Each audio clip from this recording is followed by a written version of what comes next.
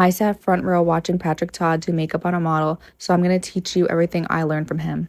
Here's all the products you'll need for this look without doing the eyes. Patrick Todd is known for his technique of doing underpainting, which is applying your creams underneath your foundation. So first we're taking a cream bronzer around the perimeters of my forehead. You want to make sure you blend upwards into your hairline. And feel free to apply as much as you want. If you want to go a little more natural or if you want it to be more dramatic, that's totally up to you and how much you apply. The point is you do want a nice layer that's going to be underneath your foundation. So now I'm going onto my cheekbones, doing the same thing, putting up as much as I need to, and then on my jawline and on my chin. Then I'm also doing it on my bridge of my nose and on the top. Next, you do the same thing with your cream blush. So I take it on top of the bronzer, blending everything so it's even and there's no harsh lines. And something he does is he puts the blush closer up to the eye so that there's like that kind of baby pink look.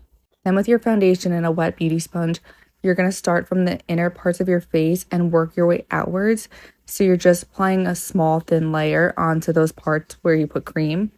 So you are covering it, but you're not getting rid of it in a sense. You'll still be able to see it very lightly.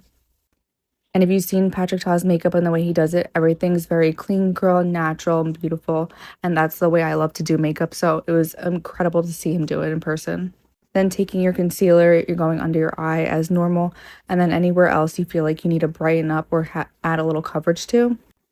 So I'm using my beauty sponge to blend this out. I normally use a brush, but since I use the sponge for foundation like he did, I'm just following with that.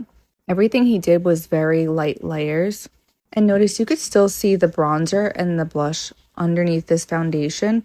It's just very subtle. So once my concealer is all blended out, I'm going to take a translucent powder. That really surprised me that he didn't use a foundation powder because that's typically what I do to add coverage. So I really love this. So while that powder sits under my eyes, we're taking the powder bronzer and we're going back on top of all the spots that we used the cream bronzer. So on the temples, the cheekbones, the jawline, my nose. Then we're picking up the translucent powder again and setting the spots on my face where there was the foundation or concealer. And the best for last, the blush. So we're picking up that powder blush. We're dusting it off a little bit on our hands to make sure that the brush is evenly coated. And then we're going back onto our cheekbones and applying it where we put the cream blush. And remember, we're taking it upwards towards the eye for that baby doll look. This makeup style is so beautiful. I love the way it looks.